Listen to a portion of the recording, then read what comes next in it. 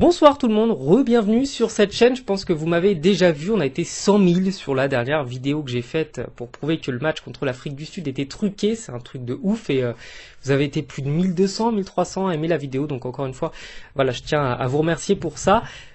L'Angleterre, cette fois-ci, a encore fait les frais du coup de Monsieur O'Keefe. On n'a plus besoin de le présenter. Je pense que cet arbitre va finir par se prendre une obligation de quitter le territoire français avant la fin du mondial, puisqu'il a décidé de faire tout pour aider l'Afrique du Sud. Et là, il y a eu pas mal d'erreurs, donc des choses qui auraient dû être sifflées, qui n'ont évidemment pas été sifflées, donc je vais vous les montrer, je vais vous les expliquer.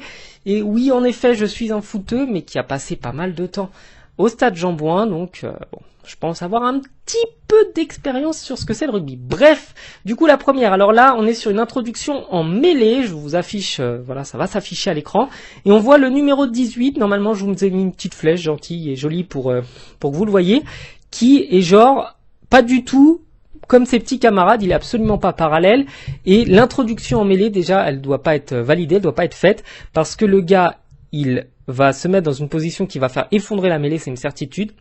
Il ne pousse pas normalement, sa position est illicite, et ça peut, mais ça doit surtout être sanctionné, évidemment.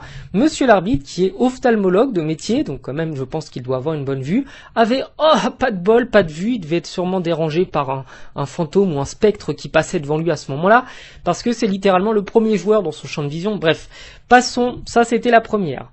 Ensuite, la deuxième, alors là, on a le numéro 11, je crois, j'ai du mal à voir, qui est du coup au sol, il a donc plus le droit de jouer, il a plus le droit vraiment de rien faire, il doit juste être là, lever les mains et attendre que ça passe, attendre que les Anglais libèrent le ballon. Mais là, on voit qu'il va délibérément accrocher un joueur anglais, il va s'accrocher au joueur qui normalement doit essayer de libérer le ballon, de dégager la balle, enfin de libérer la balle, et du coup il fait action de jeu en étant au sol. Encore une fois, ça c'est pas sanctionné, c'est pas sifflé, alors que pourtant il a pas le droit, c'est une position, c'est un jeu illégal, il n'a pas le droit de faire ça, et l'arbitre décide étonnamment, encore une fois, de ne pas siffler contre les Sud-Africains. Ça fait quand même pas mal. Ensuite, alors là, petit truc assez rigolo, on a donc le joueur anglais qui a taclé, enfin pas taclé, mais qui a plaqué le porteur du ballon sud-africain.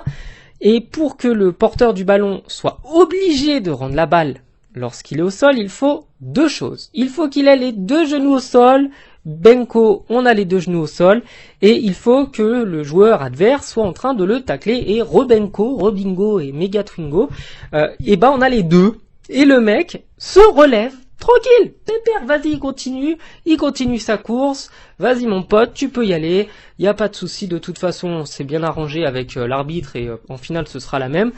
Et celle-là, je trouve qu'elle est phénoménale, c'est hallucinant que l'arbitre décide de ne pas la siffler.